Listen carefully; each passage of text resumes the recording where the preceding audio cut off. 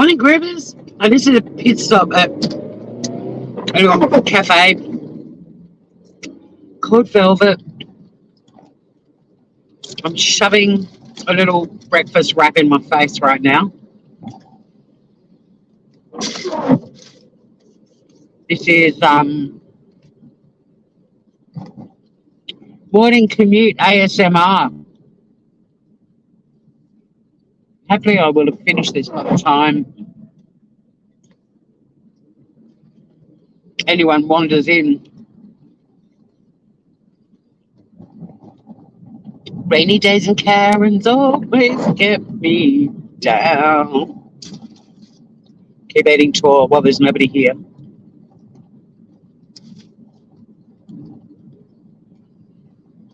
Oh, this wrap is delicious. It's bacon, spinach, scrambled egg, and hollandaise sauce, and it's delicious.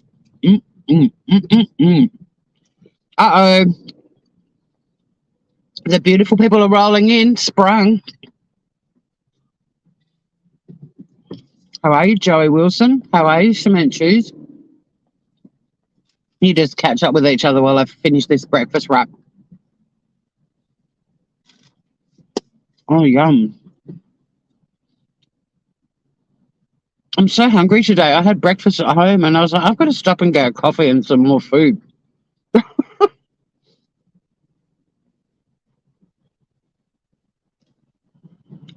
I don't normally like a lot of food in the morning, but this morning when I woke up, I was like, my God, I could eat a horse. Busted. Yeah, well, I couldn't find anything I wanted to listen to driving in. I seem to be caught in this, like, on the YouTubes. I'm in this bloody medical mysteries and miracles rabbit worm, like everything coming up in my notifications, that sort of, recommended for you list. I don't want to know about how they separated Siamese twins who were joined at the head while I'm driving into work. I just don't. I'm sure it's interesting to some people, but no. I don't know what I watched or listened to that now that's in my algorithm, but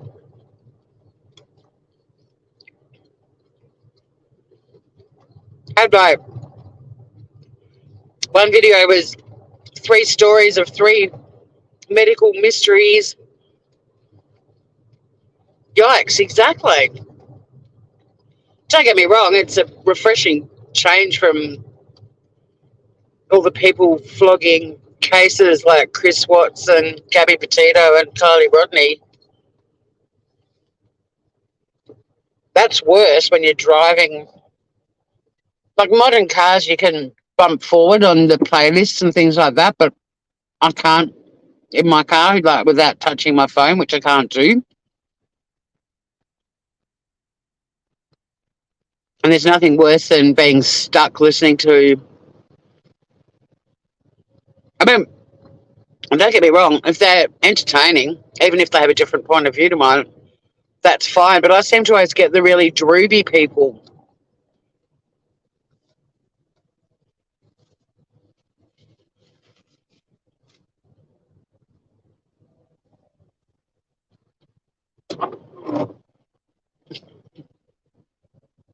My new windscreen wipers are still sounding like they're brand new.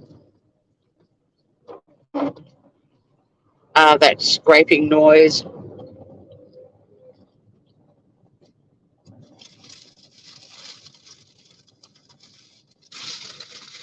I'll tell you, I saw one thing I did see this morning was your post about Alison.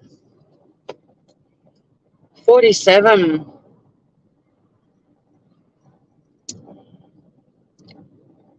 That was one of the first things we talked about when you first found my little channel.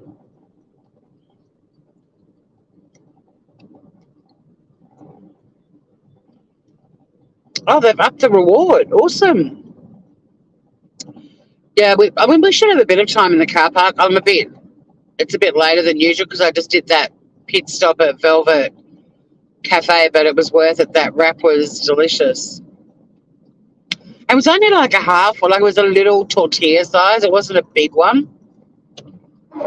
Perfect size. It was only like $3. But fresh spinach, egg, bacon, hollandaise. You can't really go wrong.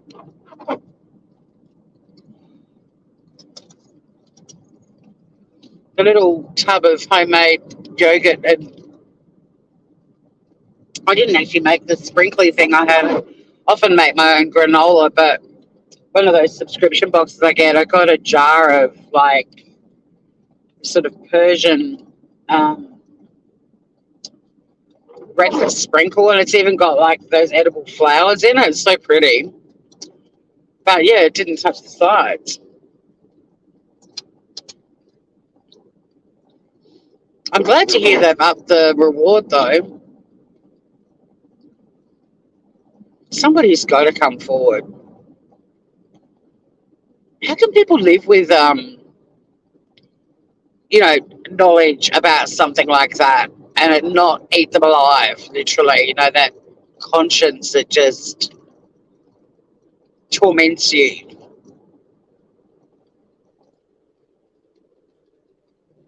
The people that don't cave to that must just be, I don't know, they must have hearts of stone.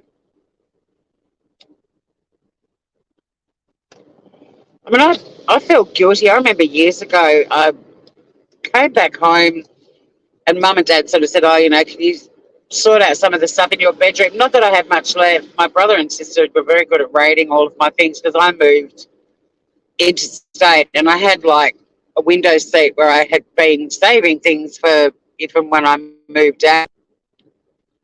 And I literally drove over to South Australia in a tiny little car that I bought and didn't take everything with me. But over the next couple of years, a lot of that box got depleted. But I ended up finding a couple of books and I popped them in an empty suitcase that I brought over with me to take more stuff back to Adelaide. And when I got to Adelaide and I unpacked the suitcase and I took a closer look at the books, one of them was a library book that I must have pinched, or not pinched, but just didn't return when I was a kid, like it was a kid's book. They do need answers for sure. And I hope that someone comes forward, Joey.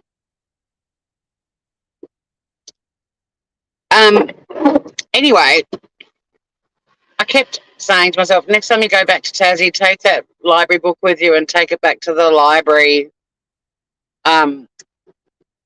And then when I left Adelaide, I still had the friggin' book, and I donated a big box of books to a local charity. And I was like, oh, God, I'm moving to Sydney. I'm going to have to take this bloody library book with me to Sydney and then take it back to Tassie. And then because when you're packing and moving interstate and getting rid of shit and all the rest of it, I was like, oh, look, I was driving out of Adelaide in an MX-5. Like I could hardly take anything with me. Space was precious.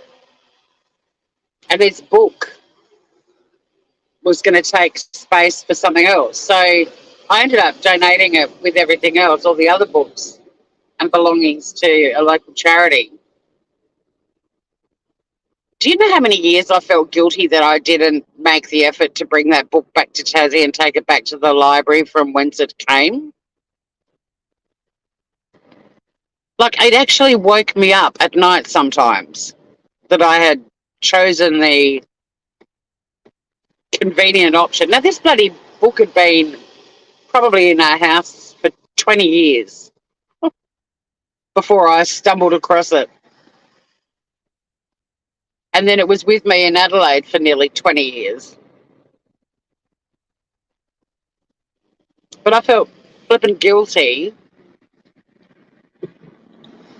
It tormented me. Like I had nightmares about it, about what a horrible person I was. I mean, that's ridiculous, isn't it? So on one of my trips home, I went to the Kingston Library. I didn't return it. That's the point of my story. But I felt guilty about it for a couple of years. So when I moved back here to do breakfast radio, in fact, I went to the Kingston Library and I gave them $50 and said, 20 years ago, I found a book from this library that had never been returned. Like my mum obviously missed it, or we didn't put it in our book bag, or what, I don't know.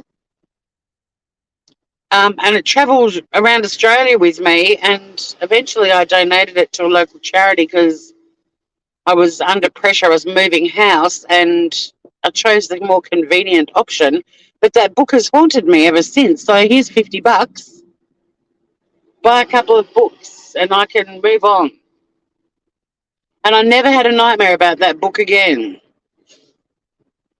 Hey, turtle dove, 3 French hens, 1 turtle dove, and a partridge in a pear tree. I was trying to think of something funny, but I'm focusing on the road.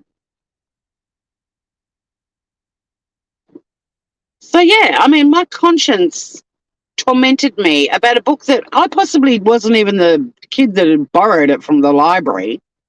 It's quite possible my brother or sister found it in their book collection and stuck it in my window seat so they didn't have to worry about it. I don't know.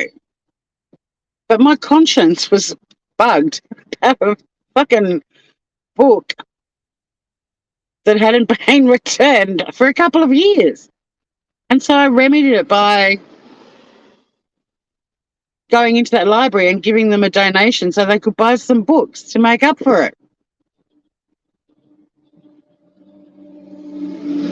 So the point of that story is, how can people, when they know about a murder or any sort of horrific crime, how does that not eat them alive? I mean, I wasn't worried that I might have to pay some, overdue fee. That didn't bother me. I remember I did take a library book late when I lived in Adelaide, and I think it was about 3 years overdue, and I had to pay like $1.70 or something. It was like 5 cents a month, the overdue fee. I mean, it wouldn't be like that now.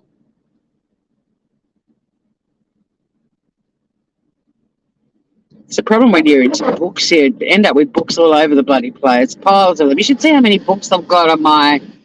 There's one bedside table on the side of the bed where I sleep that I use all the time. The other one is literally just stacks of books that I want to read.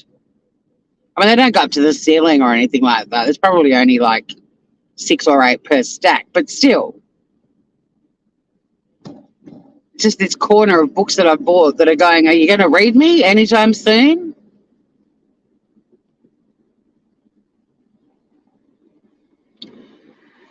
You like that analogy? Well, thank you. But I guess it boils down to that's the difference between people with a heart and people without one, right?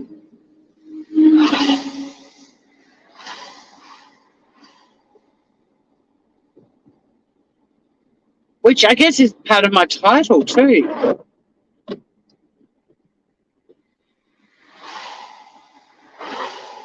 Rainy days and Karens always get me down. Not the nice Karens. Like, the people in my life who are actually called Karen are all so sad that their name has just been turned into a negative thing. I think we should give them a break because it started out originally, Karens were actually Susans, and my Susan friends were horrified, and they were overjoyed when the name moved on to Karen. Like, because one of my closest friends is a Susan, and she really struggled with it. Oh shit! I think my Bluetooth's still on.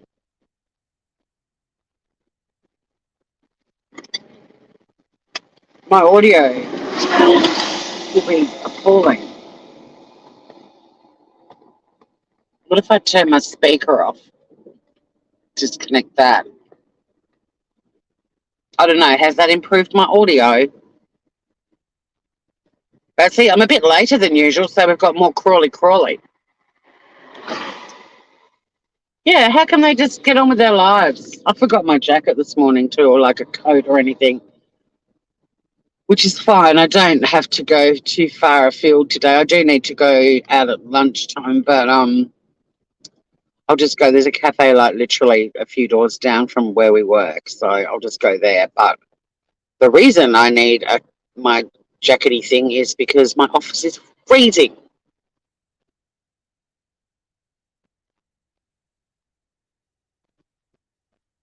I got that message yesterday, Samantha, and I will Groover. I don't get to do much between Mondays and Tuesdays other than work, sleep, work. But I will check it out, Groover. It's on my list. Oh, you got a family wedding to deal with. Although it's easier, I think, when it's your son, isn't it? But congrats. That's always fun. Well, or it's hideous, one or the other. But I reckon with you, Groovers, it'll be pretty chill. See, I'd rather be getting Bridezilla video notifications in my YouTube thing than medical marvels, mysteries, and miracles. I don't want to know. I don't want to know that a girl was born with two vaginas. I just don't. It's not how I want to start my day. Although maybe it is. So yeah, I forgot to tell you guys about the Karen that I encountered in Sydney town. I've actually encountered quite a few real life Karens out in the wild. And as you all know, well, many of you know, I encountered three in 1 week a couple of weeks ago. And it turns out one of them, the one that abused me outside the vet, had also abused my sister outside the same vet. She takes her dog Jackie Chan to the same vet that I take Sunny to because my sissy lives down near me now. She'd also, I told my sister the story, and Andrew was like, oh my God, I've been yelled at by her too. Oh, I know, Cement Shoes, that sucks. We've been live doing batshit, and I've found an article in it because it's been recently published. And then I've started telling the story, and the bloody date was like, same sort of thing, 2014 or whatever. And for some reason, they've just republished it. And I'm like, oh, you pricks. Because Finn used to get really shitty with me. He'd be like, if it didn't happen in the week, you're not allowed to do it. Like 2 weeks ago is too old. But, yeah.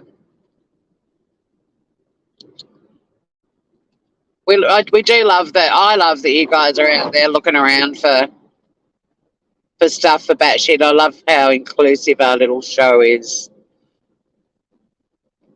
I love you, Turtle Dove. Oh my God! And then Daryl Brooks has built a bloody fort around him with boxes of court files so that doesn't have the cameras pointing at him. That guy is a nightmare. I was going to talk about him, but I think what I'll do is I'll wait for the trial to be over and someone will do a montage and we'll just play that. I don't want to give that dude too much airtime. But wow, that's been quite the batshit. That entire trial has been batshit. In fact, I might even put a bit of him in batshit this week because, yeah.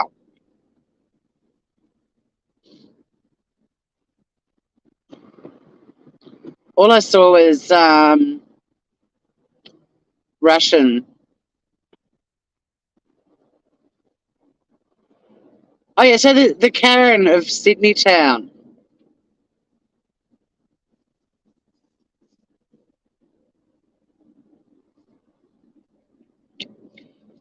We were staying in a very hipstery hotel. And it was very groovy, and the restaurant was actually excellent, which in my experience, my travels, I rarely eat in hotel restaurants unless I need breakfast and they've got a little cafe or something or I'm in the middle of butt fuck nowhere and I have no option but to eat breakfast in their little, twee restaurant with lace doilies and fake plants sort of thing. But generally, I find restaurants in hotels can be quite average. I mean, once in a blue moon, you'll get an absolute, ball terror winner of a restaurant. And I've spent a lot of time in Sydney and I lived there for a while too. And restaurants up there can be very hit and miss too. But anyway, so really good restaurant, cafe, bars, whatever. But they had these wooden, bit like blocks of wood that someone had carved with like the room numbers and signs, which way to go to the rooftop bar or the restaurant or the gym or whatever. And they were really fucking hard to read. It was a massive fail. Like when I got off the floor in like where my room was, I couldn't read the wooden signs. And it got to a point where I was just like, I'm just going to have to start tapping my card against each door and hope that one of them opens. So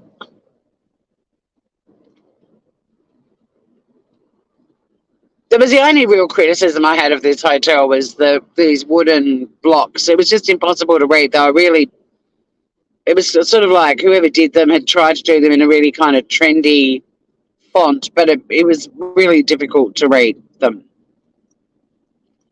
But it wasn't enough for me to say to the guys, hey, these wooden signs are fucking nearly impossible to read because, you learn how to find a lift without a sign, and once I worked out where the fuck my room was, I was fine. But it wasn't really anything that I felt like, I needed to complain about. I mean, I've stayed in hotels where there are signs everywhere and not a word of English, and I've still worked out how to get to my room and the gym and all of that shit. But anyway, the boys had already checked out, and I mean, we were checking out together, but I've discovered it's the first time I've actually travelled, flown with them. But they'll be like, let's meet down here at 5. And I'm like, no worries. So I get down there at like 5 to 5, and they've been there for half an hour drinking champagne. Like they're always earlier than the time they said, well, we should meet. And then I get the kind of look of, you're late. And I'm like, I'm actually early, but you got here earlier.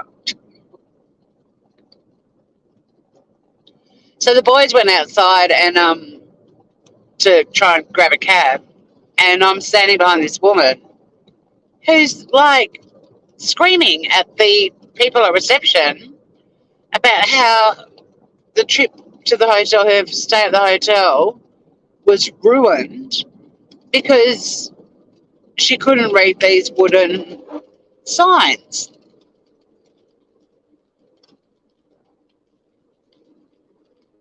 She didn't just sort of casually say, God, those signs are a bit hard to read. Like she was yelling at the top of her lungs about how, I shouldn't have to, because they said, well, there's always staff around. There's even staff in the lifts. Like you could ask someone and, you didn't need to, because she claimed it took her an hour to find her room, which is bullshit because anyone who's been to Sydney, like buildings are in the CBD are really narrow and tall, but it probably would have taken me if I'd walked around the floor that my room was on no more than, I don't know, 4 minutes max. And when you get in the lift, the little wooden card they give you, they've told you what your floor is. You've got your number, your room, the floor number and the room number on the envelope that these little wooden cards are in. So the lift takes you to your floor. And these guys were like, we're really sorry, you could have asked. Well, I ended up having to come down and ask someone, but I didn't think that I needed to. And she wouldn't shut up. They do like to exaggerate, but also just the drama of it. And then she wanted a discount because of how anxious the hotel had made her because she couldn't read these block signs. And they were like, we're not going to do that. You use the room, there's a room rate, really sorry. And you could see one of the girls in the background at reception they do sell some hotel branded merchandise. And I was thinking, don't give her anything with the hotel on it because she'll lose her shit. Like, as if I need a reminder of my horrible stay in that shitty hotel. Well, sure enough, I can't remember what it was. Like, it might have been like a little, little badges that you sew on your clothing, like patches. And it had this really, their merchandise has this really funky sort of 70s, 60s like flowers. Like, they had a hoodie and the whole back of it was these groovy flowers, a bit like the tattoo on my foot, actually. I was quite drawn to them until I saw they had the brand of the hotel on them as well. But whatever they gave her, like a little pack of patches or whatever. And sure enough, she then lost her shit because it had the hotel name on it. And I was like, what? You're actually asking a hotel to compensate you because you don't have any common sense. Like, rather than just ask somebody for help, you whipped yourself up into some sort of anxious frenzy because you couldn't. And I must admit, they were really hard to read, but we still worked it out. Like I said, I got off on my floor and went in the direction I thought my room was, but based on the wooden blocks on the wall, and then realised it was the other way. And I walked past the lift I just got out of, and my friends and other people were still in the lift. And I was like, wrong way, and they all had a laugh. But I found my room. I was like, if I have to tap my card on every single thing, eventually I'm going to find my room. But how fucked up is that woman? She reckons she was in this state of heightened anxiety, and it took her an hour to find her room on a floor that you literally could walk the floor in 4 minutes, and that was strolling. Put in a bit of power walking. I can't read chat of the way at the moment either, Groovers, sorry. I'm just rambling about the Karen in the wild. Anyway, luckily I just bailed before she finished her rant. I couldn't handle her. And the funniest thing too was I was like, I wonder where this Karen's from. She's actually from Sydney. A group of them had stayed the night because they lived on the other side of they lived on the North Shore, and they had some function in the city. So they all decided to treat themselves to a night in the CBD. Oh my God, and she had the biggest inflated lips I've ever seen.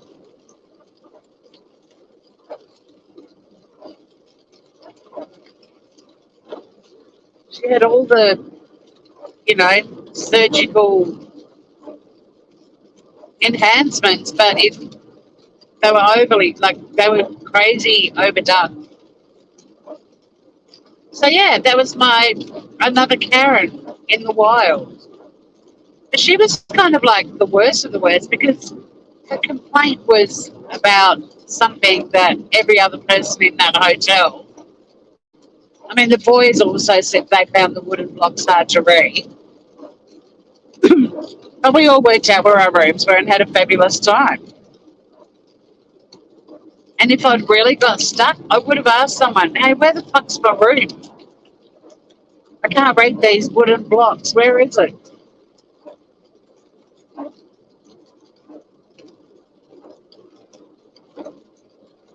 So, yeah, if you've encountered a Karen and you need to offload, go for it. I'm a bit bummed I forgot to bring a jacket today. Hello, rain.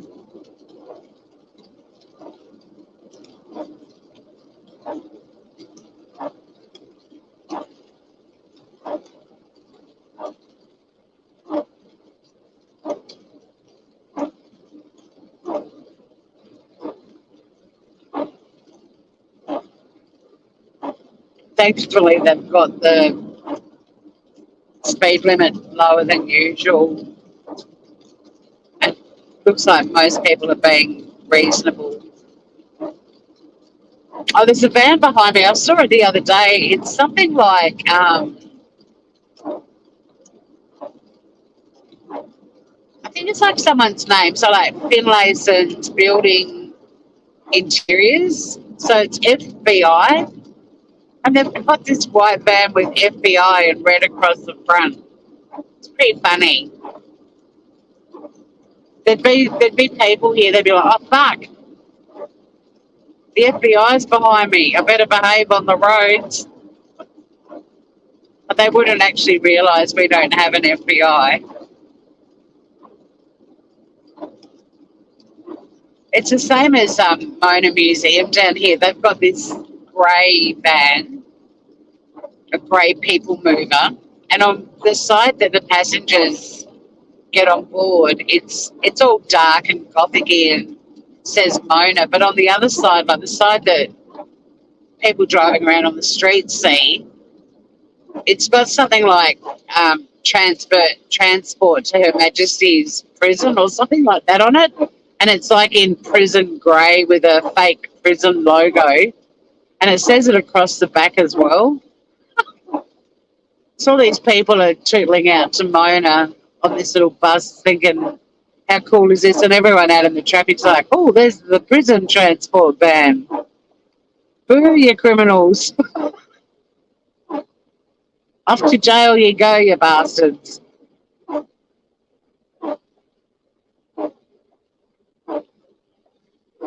Looks like you guys are all just having a nice little chat amongst yourselves and I'm just rambling on.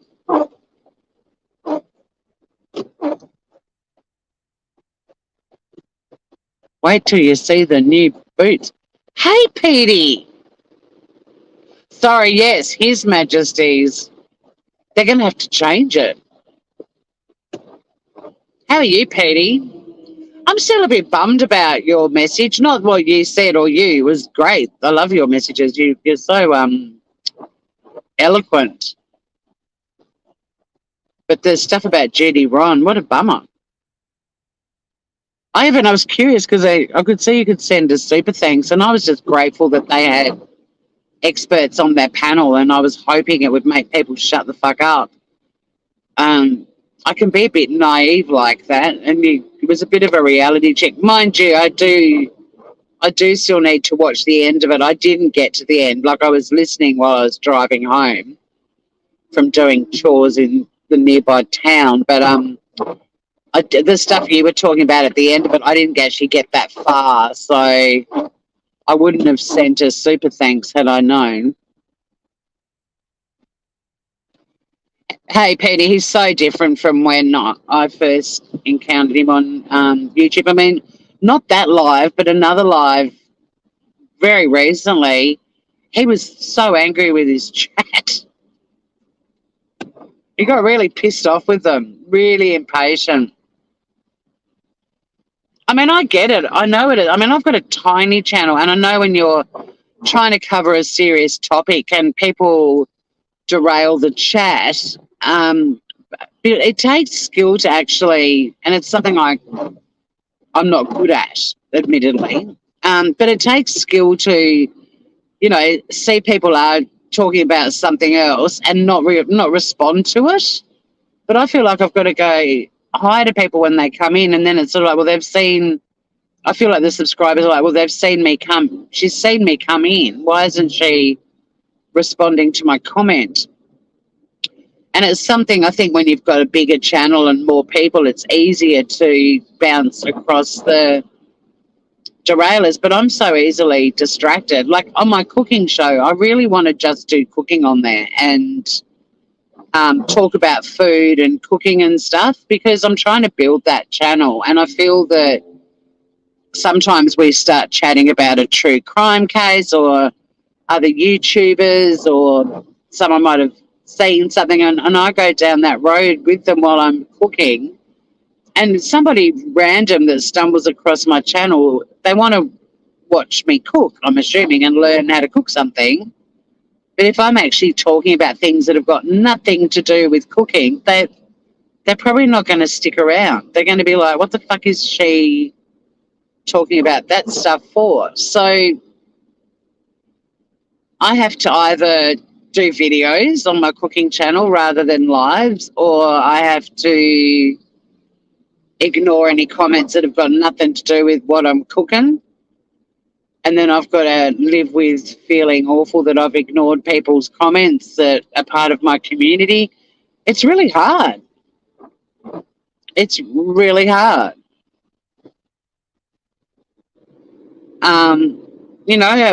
I mean, there's a YouTube video that said if you're doing a channel about a specific thing, use the pinned comments to say, great to have you all here. Just so you know, I'm only going to respond to comments about what I'm cooking or cooking questions. You know, like you can sort of moderate your chat in a way.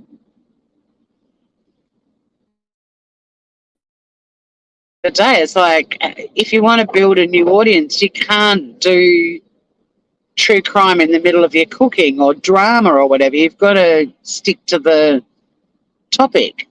But then how do you train your subscribers to be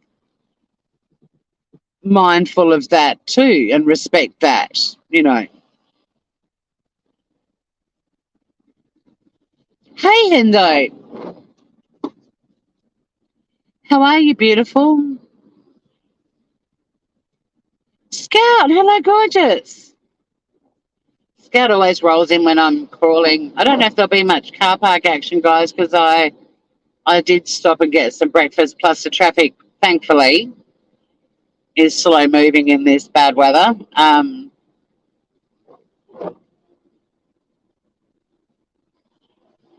It might be a very quick chat. I'm almost at the point too that makeup. I kind of feel like, why the fuck? I can't be bothered. Put on some mascara and lip gloss. It's really the only time I wear makeup now, unless I go to, you know, like a formal.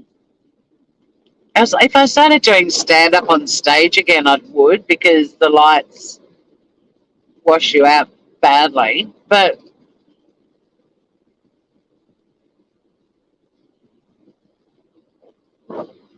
when I get home at night, like, my face absorbs so much makeup, and I use a really lightweight mineral one anyway. But when I cleanse my face at night when I've been wearing makeup, I'm still amazed at how much shit is still on my face.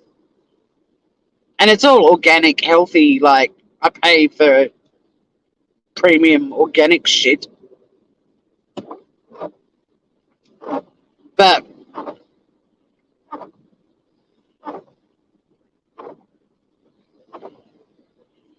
less is more. Yeah. I mean, I don't wear much anyway, but even on YouTube, some nights I do. I guess it's the comedian slash performer in me. Like, part of getting ready to go live on YouTube is not just setting everything up and doing research for stories for the show and stuff like that. It's also the whole getting frocked up per se and ready. Like, I like that theatrical kind of thing. And also, so many people on YouTube are just downright vile to about people who cam up. Like, they're just so critical. It actually makes me cringe. There's channels that I like who have digs at people that they're reacting to about their teeth or their hair or their faces or whatever. And I'm like, fuck, I hope you never come into one of my lives when I'm cammed up. If you're going to rip that person to shreds, I'm fucked. Like, so sometimes I feel putting makeup on, I feel a bit more protected and less likely to be critiqued. But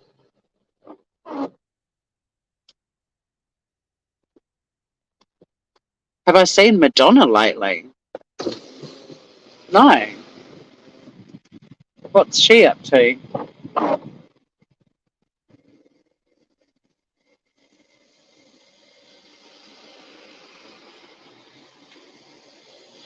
Probably an unpopular opinion, but I've never been bedazzled by Madonna, and her songs, a lot of them are actually really hard to dance to. Without doing like piss take interpretive dance to his shit. For example, Like a Prayer or Vogue. You kind of have to camp it up and be like a liturgical dancer or an interpretive dancer. And yeah, try dancing to Like a Prayer. Just chuck it on at home. It's one of those songs that has a beat that it's not quick enough and it's not slow enough. Like it's in that really awkward. Same with I'd only discovered recently.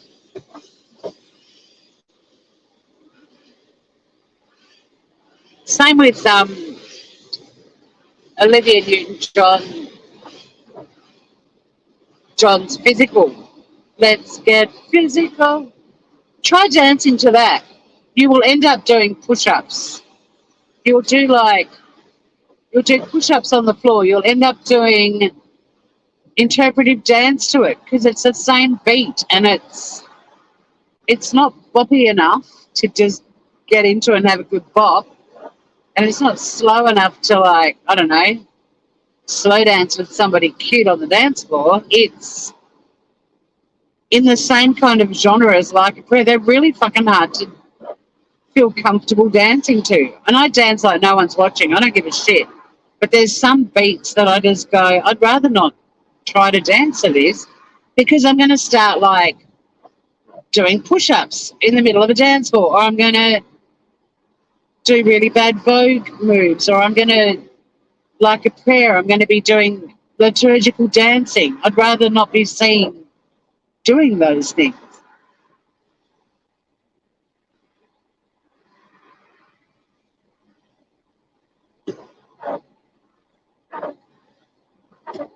Well, karaoke's different. Like, I'll karaoke shit like that, but try dancing to it. It's shit. The best Madonna song, in my humble opinion, Crazy for You is another one. You'd end up with your arms wide open, singing the lyrics to your friend who's on the dance floor next to you. They don't want that. But in my opinion, my humble opinion, the best Madonna song to dance to is Spank Me from the Dick Tracy soundtrack. That is a great song to dance to.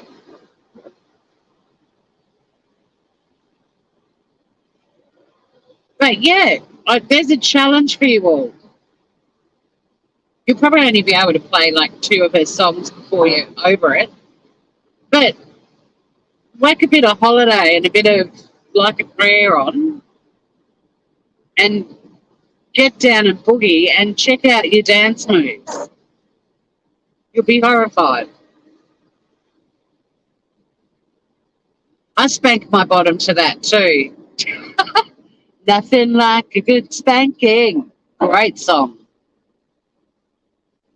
You get what I'm saying? You hear what I'm putting down? Oh, Joey, type in Madonna Spank Me.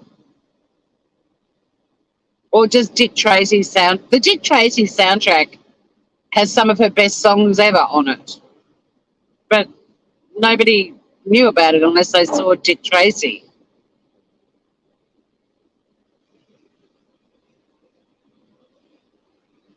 Nothing like good spanking. And you'll slap your little bum to it and have a great time. It's a great song. Do it, perform it for Barry. He'll love it.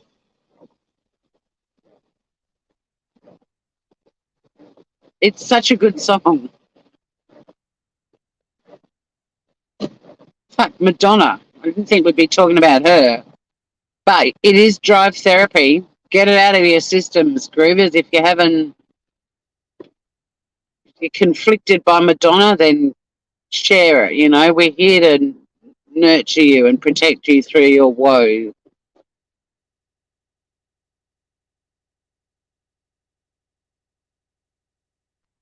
Yeah, Joe, I dare you, put it on when Barry's home and dance to it for the first time in your life, and you'll be slapping your little butt cheeks like there's no tomorrow. And he'll be like, oh my goodness me, Joey, what are you doing, girl? They'll find that very alluring.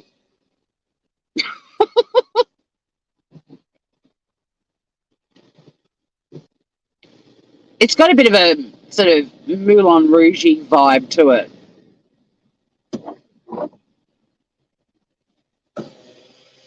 Oh yeah, Hanky Panky. That's it. Sorry.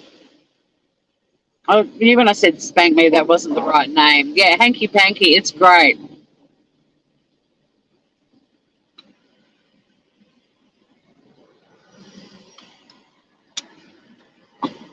I mean, don't get me wrong, the chick has, had an incredible career and everything, but she was never that person that came on in a nightclub that I'd be like, come on, everyone, let's hit the dance floor. But yeah, Hanky Panky, I reckon, is her best song to dance to. She's awkward to dance to. I can't even think of any more of her songs, but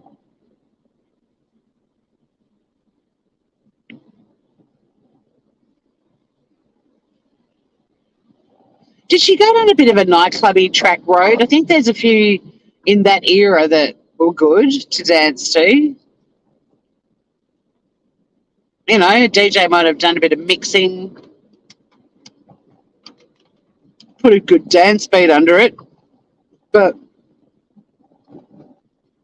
and she doesn't have the voice that you. That's why I'm confused by Madonna, because a lot of her shit was hard to dance to, but then she doesn't really have a voice that you just want to lie around the house and just listen to her sing either. Because she's not really a songbird, is she? Yeah, see, I do interpretive dance to get into the groove too. Maybe it's because the only time I ever hear Madonna is in gay bars, and the gay boys do love a bit of interpretive dance.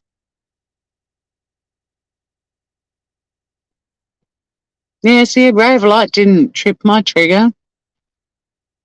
Dancing to Like a Virgin. Well, again, I mean, that, in terms of interpretive dance, that can be comical, but I don't think that's necessarily what she was hoping would happen with that tune.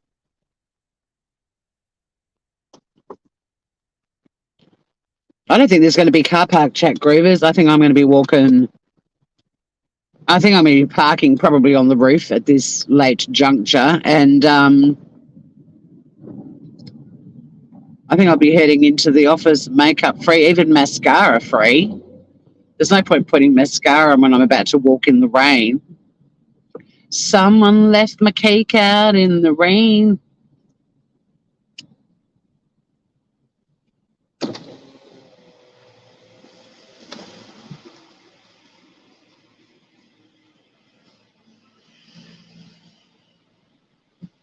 That song shits me too. Like, I know it's a metaphor, but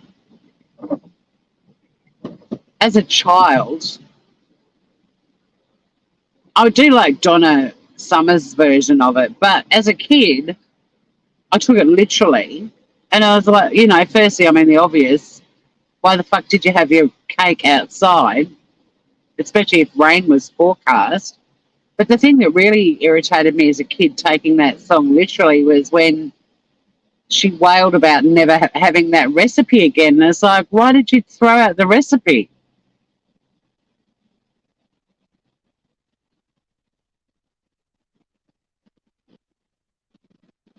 One question, Joe. If you knew info last week but came forward this week, how the fuck is that right? Talking Alison here.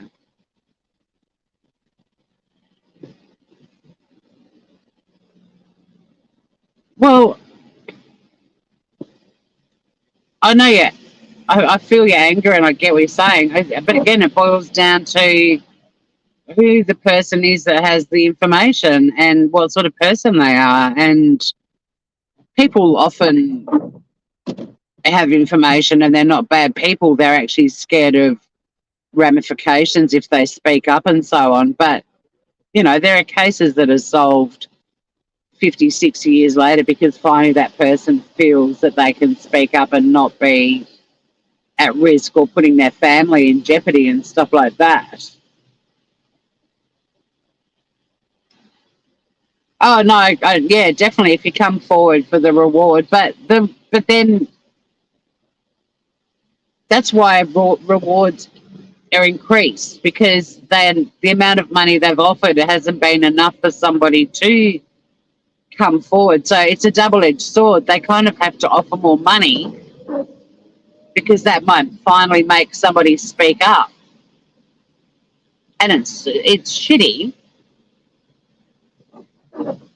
but that's the point of it. It's to try to make the reward more attractive. So someone sort of goes, well, I haven't spoken up because I've been worried about my family and safety and so on.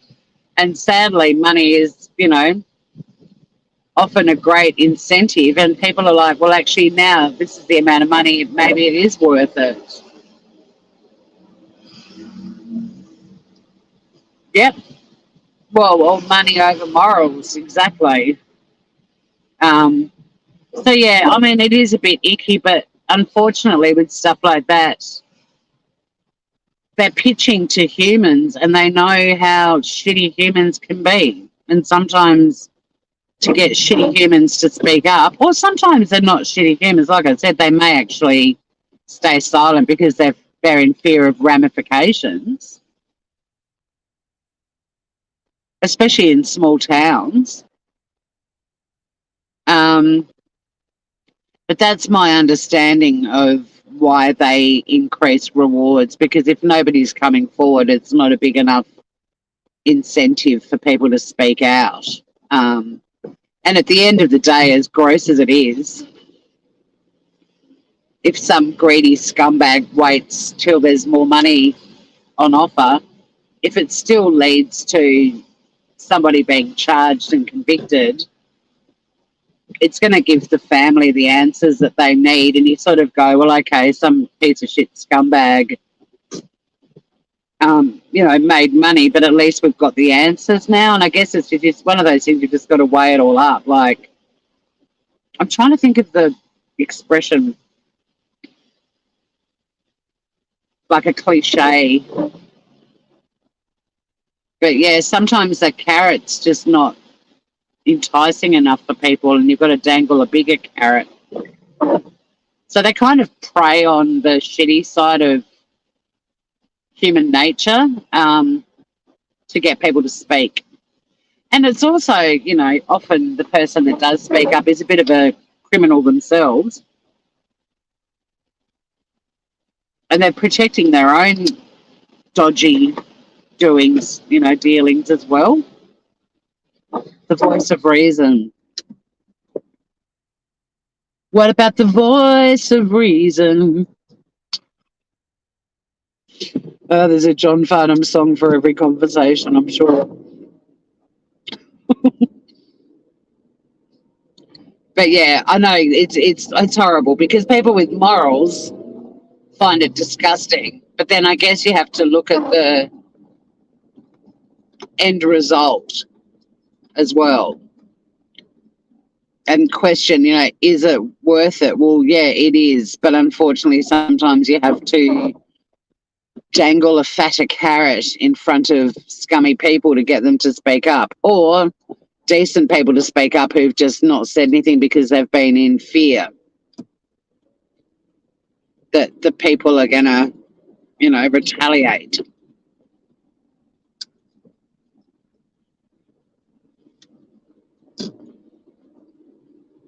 I'm trying to think of the cliche. It's something about it's got the means in it. The means justifies the end. Is it that? Something like that. I think that is it. The means justify the end. So yeah, the means are not necessarily great, but if it gets a result, the end is worth it. I think that's the expression. The end justifies the means is the one I think I'm trying to think of. The end always justifies me. I don't know, but you know what I'm saying. I hope. Right, let's find me a park. I'm going to be doing a dash. I think new people are parking here now, and they've discovered the joy of the downstairs. Oh, I could be really cheeky and park in a not park. I could turn a park. Do I do it? No, fuck it. I better not. See, I'm a goody goody. Cars park in this little spot all the time, and it's not actually a car park. And I've opted to be a good parker and not do it. Although now my naughty conscience is going, do it, because it's right near the gate.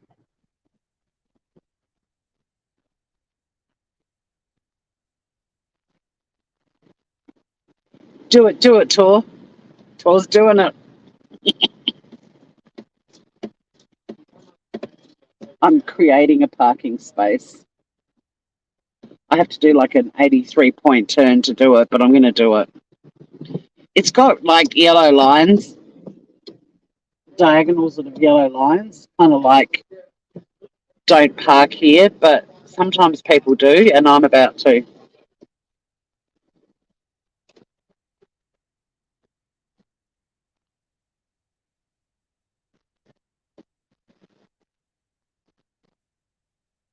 Like, it doesn't say no parking.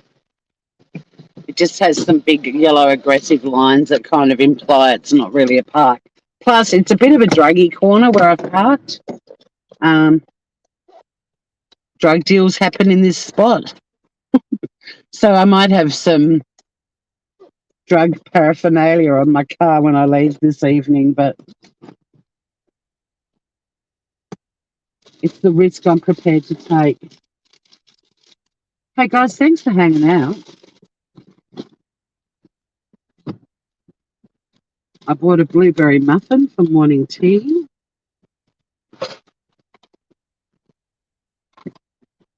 I'm just going to chuck a tiny bit of mascara on. My boss wears a lot of makeup. I always feel so daggy next to her. She's always like immaculate and perfect makeup and lipstick that she puts on at 6 a.m. that's still on her mouth at 9 o'clock at night, midnight. I think she even wakes up with it on.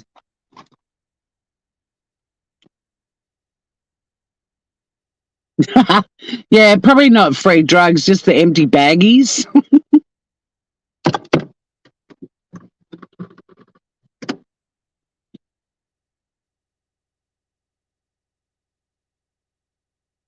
I'm prepared to take this. I mean, I'm not blocking the stairwell where people come down because there's a yellow pole to my left that sort of delineates a bit of a footpath, and I'm not blocking the gate.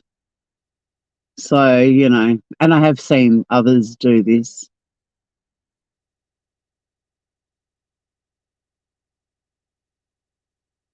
Necessity is the mother of invention, guys. And part of my reason for doing this too is I pack up to work from home. So I've got a case full of office shit that goes home with me on Tuesday night. So I don't feel like carting them up ramps to the rooftop, 20 ramps up in the rain. I'm sure a Karen will probably walk past and go, look at that person parking there, not bothering anyone, but just why did they think of that and not me? No, there's no fire hoses or anything like that. It's literally a car park. It's just, I think because it's right next to the gate, and also, I mean, I'm in a small car, so I fit in here perfectly. I have no guilty conscience. I'm heading into the orifice. I hope you all have. Yeah, Petey's a groover. Petey's great. Petey writes great comments and gets me a thinking. Oh, back to that comment though quickly with Duty Run. Yeah, so back in the day, back in 2018, Chris Watts days, that's when Duty Run started his channel, the same time I did.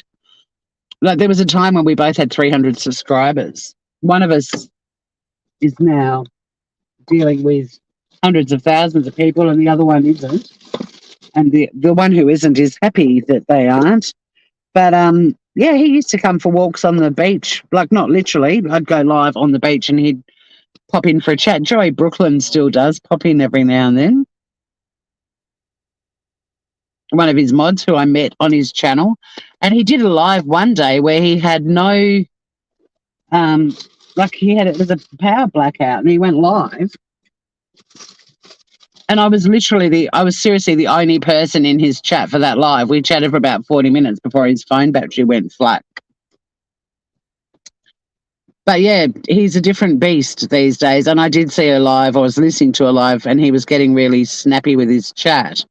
That's what I was trying to. I started chatting about that earlier, and then as always, I get, you know, I go off on tangents, but yeah, I don't know if getting shitty with your subs is a good move. I think there's tactful ways to control your crowd, but there's someone out there for everyone. And I'm glad that you groovers choose to spend time with me. So have a good one, whatever you do. And I'll see you all again very soon. Batshit, hopefully tomorrow. But I love you, groovers. Take care out there. You love my tangents? I love them when I come back to them. It's when I end the go live and I'm like, oh, fuck, I didn't finish that. Anyway, guys, I'll see you all again very soon. Sunny loves you, Scout. Bye.